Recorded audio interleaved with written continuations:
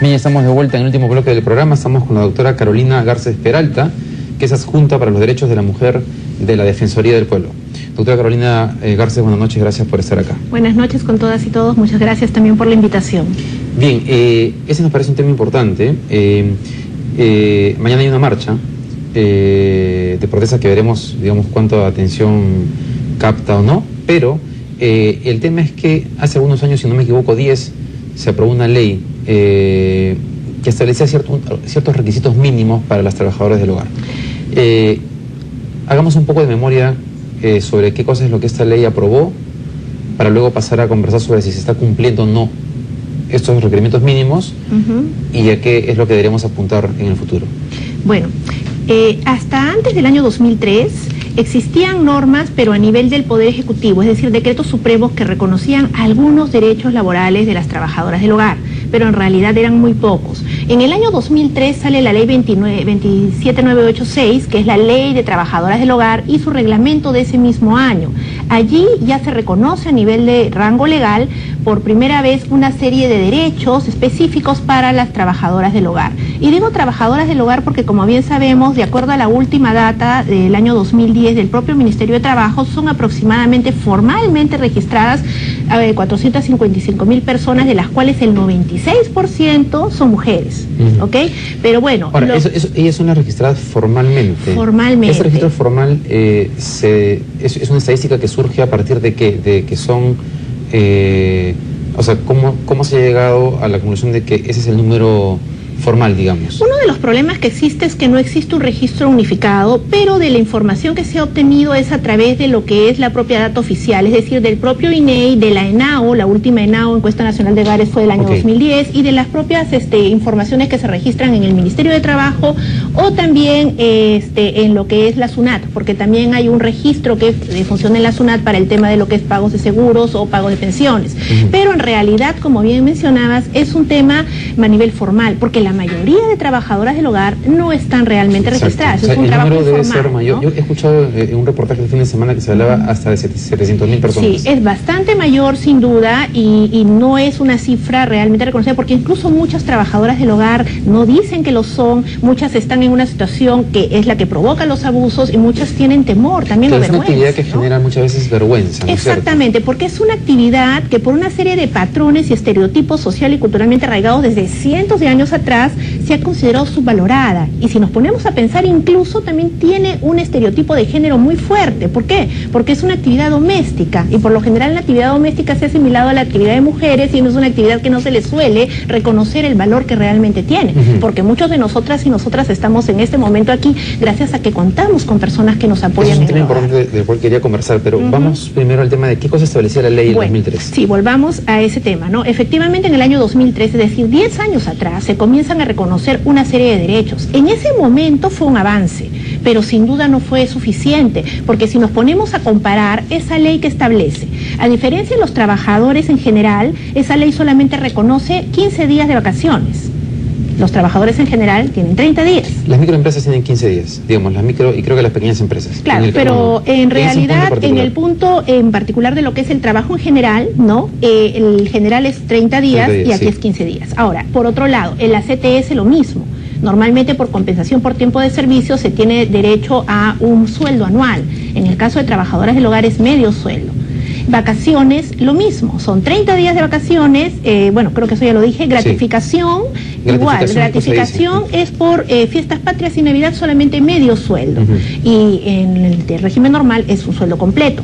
Si nos ponemos a pensar además que no hay sueldo mínimo vital, ese es el tema más crítico, creo. Ese es un tema muy crítico. Y se lo crítico. menciono porque para mirarlo fríamente, yo creo que es muy importante ese tema, pero muchas de las condiciones que usted ha mencionado sobre CTS, vacaciones y gratificación son las que se aplican también a las pequeñas y microempresas. Porque justamente lo que es el concepto de que es mejor promover que haya la contratación de esos trabajadores y que el incremento de los costos laborales podría como impedirlo. Pero ¿cómo así es que no hay un salario mínimo para un trabajador del hogar? Nuevamente volvemos al tema del que estábamos partiendo, el problema del trabajo subvalorado, no reconocido realmente en su dimensión e importancia para las familias e incluso para la sociedad, para el desarrollo económico y social del país. Se subvalora este trabajo y no hay ninguna razón, no hay ninguna causa objetiva y razonable que justifique la diferencia de trato en relación a un trabajador en un régimen general. No hay ninguna causa. Ahora, no hay salario mínimo. Tampoco las horas trabajadas es un problema también serio. Que es un problema serio, ¿no? Porque es más, quienes se encuentran trabajando cama adentro, ¿cómo controlar eso cuando muchas veces hay cantidades de abusos de personas que regresan, digamos, 10, 11 de la noche y están esperando que la persona que está trabajando en casa tenga que atenderlas? No puede ser, ¿no? Pero eso no hay tampoco, y ese es el problema de esta ley, ¿no? No establece el sueldo mínimo, dice que los contratos pueden ser verbales o escritos, la mayoría se quedan en verbales. Eso, ¿cómo se prueba? Claro. Si no está formalizado, si la mayoría son informales, ¿cómo reclamo yo? Y por este problema es que los pocos beneficios de esta norma, hace 10 años emitida, no se cumplen. Ahora, y tampoco los mecanismos existen para garantizar su cumplimiento. Antes de pasar el tema de la norma de la OIT y su aplicación, si uno ve ciudades como Arequipa, Ica, yo tenía oportunidad de viajar a Arequipa y una de las cosas interesantes que pasaba es que un comentario en la ciudad era la demanda por trabajo está creciendo tanto que ahora ya no se encuentran trabajadoras del hogar. Es muy difícil encontrar porque la mayoría está trabajando en el campo, en alguna actividad agrícola, que además paga mejor. Debe haber también un problema de información, ¿no es cierto? Es decir, una trabajadora del hogar en este momento tiene una capacidad de negociación, si tuviese conciencia, digamos, de todos sus beneficios, mayor que hace 5 o 10 años. Tal vez hay una labor que hacer ahí de difusión respecto a qué está en capacidad de exigir una persona que trabaja en casa. Exactamente. Como labor principal. Nosotros estamos apostando a que esta norma, que no obstante ya de por sí la consideramos discriminatoria porque establece menos derechos, no se ha cumplido en 10 años, se modifique para que realmente se establezca, si no se ha estado cumpliendo, para que realmente reconozca igualdad de trato a las trabajadoras del hogar de cualquier otro régimen laboral, sin que hayan este tipo de prejuicios o estereotipos en contra. Pero además de eso hay que establecer los mecanismos para que se cumplan las normas, que ese es el otro gran problema, ¿no? Si efectivamente no hay una política pública del Estado que, como bien mencionas, establezca tanto información adecuada y se difunda la información adecuada por parte de las entidades del Estado competentes para que ellas conozcan cuáles son sus derechos, cuáles son los mecanismos, mientras no se establezca un régimen de reclamos en el cual ellas puedan acudir. Hasta hace poco el Ministerio de Trabajo tenía un sistema para que ellas puedan ir a reclamar de lunes a viernes de 9 de la mañana a 5 de la tarde, es decir, la hora en la que ellos trabajan. Saludo que justo en el marco del Día Internacional de las Trabajadoras del Hogar, el Ministerio de Trabajo ha manifestado que van a establecer un régimen en el cual ellas también puedan ir a reclamar los días domingos. Bueno, esperemos que efectivamente eso se implemente, pero es necesario que haya una información a las trabajadoras del hogar, a los empleadores y las empleadoras de que tienen la obligación de cumplir y que el Estado en sí también ayude a sensibilizarnos respecto a esta problemática. Ahora, ¿qué cosa dice la normativa de la OIT respecto a cuáles deberían ser las condiciones mínimas para una trabajadora del hogar? Porque supuestamente estamos comprometidos como país a cumplir esa norma, ¿o no? No, que ese es otro problema. Nosotros como Defensoría del Pueblo acabamos de sacar esa publicación que justo estábamos viendo aquí, donde estamos analizando cuál es el marco normativo nacional que rige ahora a las trabajadoras del hogar. Estamos queriendo que se cambie, por lo que estábamos viendo que no da suficientes derechos ni suficientes mecanismos para garantizarlo, pero de la mano queremos también, y en eso es lo que estamos buscando, promover la ratificación del convenio 189 de la OIT. Este convenio lo que busca es establecer una igualdad de trato entre trabajadoras del hogar y el resto de trabajadores en común. Es la que se llama el convenio para el trabajo decente de las trabajadoras del hogar.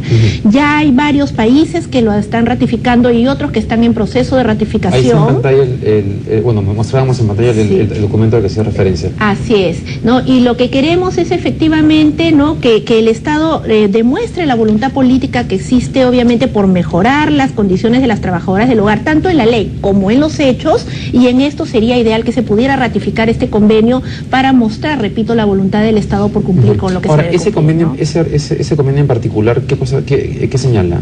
Lo que señala es efectivamente que haya un sueldo mínimo, obviamente adaptándolo a cada realidad del Estado, pero que haya una igualdad de trato en trabajadoras del hogar, que se evite minusvalorar el trabajo de las trabajadoras del hogar y que se les reconozcan derechos en equidad al resto de trabajadores, ¿no? Esa Ahora, es la idea. ¿De qué otra manera se puede ayudar a que estos esos beneficios se concreten. Y pienso en voz alta, una persona que migra y que probablemente es una persona pobre o que es extremadamente pobre de un departamento del Perú, migra a Lima a buscar trabajo. Es muy difícil que esté en capacidad de negociar en un contrato, un papel que esté escrito además seguramente de una manera media complicada sobre qué está establecido en ese papel. Entonces, ¿a quién le compete ayudarlas? O tal vez deberían haber cartas modelo. Así es.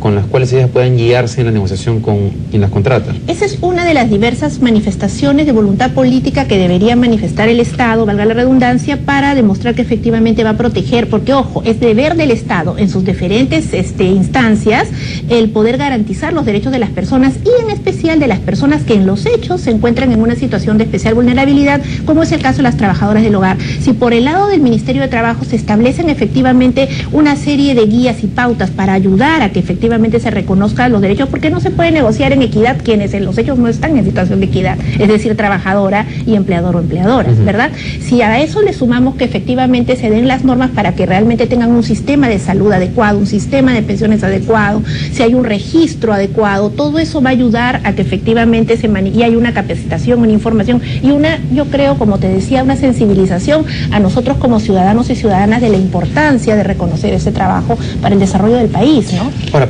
le planteo un escenario X porque además es un caso real. Una familia de clase media baja, digamos, que efectivamente los dos laboran, pero tampoco su salario es muy alto. Sin embargo, requieren a alguien que efectivamente cuide a sus hijos. Si uno le plantea a esa persona que tiene que pagarle 800 soles o 1000 soles a una trabajadora del hogar, más gratificaciones, etcétera, puede resultar tremendamente oneroso también para esa familia. Entonces, en ese escenario, ¿qué cosa es lo que se plantea? Que simplemente esta familia, a lo que voy es que es como un sistema todo, ¿no? O sea, todo está conformado para que ciertas cosas no puedan suceder. Los europeos pueden cuidar a sus hijos ellos porque salen a las 5 de la tarde del trabajo. Digamos, tienen tiempo para hacer todas sus labores de hogar.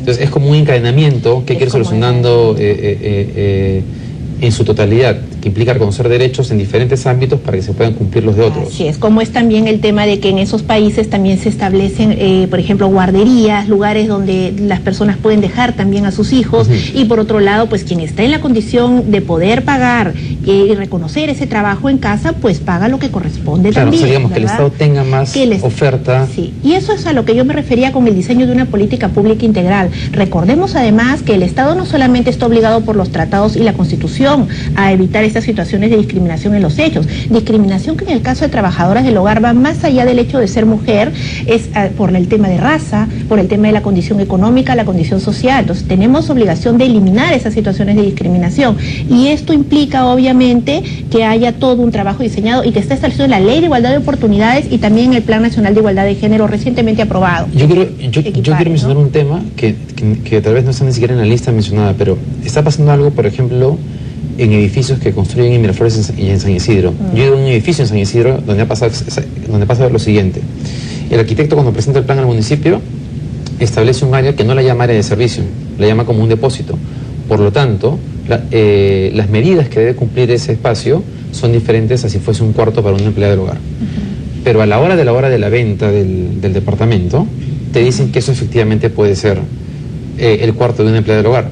Y cuando uno mira las medidas, o sea, solamente a alguien que tiene cero consideración por un ser humano se le puede ocurrir dar un espacio de ese tamaño, pero efectivamente eso está pasando. Ahora, regular eso es muy complicado. Es complicado y por eso es que yo también iba de la mano con la importancia de comenzar a sensibilizarnos en el tema. Por eso es que la Defensoría del Pueblo está buscando realizar, además de este documento que es más un análisis jurídico de las normas que existen y de lo que se debería hacer con esas normas, estamos justamente por empezar a desarrollar una supervisión de cómo es que las entidades vinculadas obligadas a garantizar los derechos de las trabajadoras del hogar están actuando en los hechos. Si están cumpliendo o no con estas normas y obviamente a partir de eso vamos a plantear las recomendaciones recomendaciones del caso, ¿no? Existe una norma, incluso un decreto supremo del año 2009, recordarás, que establece que está prohibido obligar a las trabajadoras del hogar a utilizar uniformes, ¿no? De trabajo doméstico, y sin embargo esa sigue norma pasando. Uno lo ve, así uno es, lo ve constantemente, ¿no? Entonces es todo un trabajo que bien mencionabas tú, tiene que ser trabajado, enfocado desde diferentes ámbitos como deber del Estado, ¿no? Bien, Carolina, muchas gracias por haber estado acá. Mañana es esta marcha. Esperamos que sirva para llamar la atención y solamente señalar que en un país en el cual estamos en crecimiento, donde los ingresos de las familias aumentan, es necesario que todos tomemos conciencia de la necesidad de hacer que esto beneficie a todos de la mejor manera posible. Bien, se acabó el programa, los dejo y yo los veo el día jueves aquí en Punto Económico. Que tengan una buena noche. Buenas noches.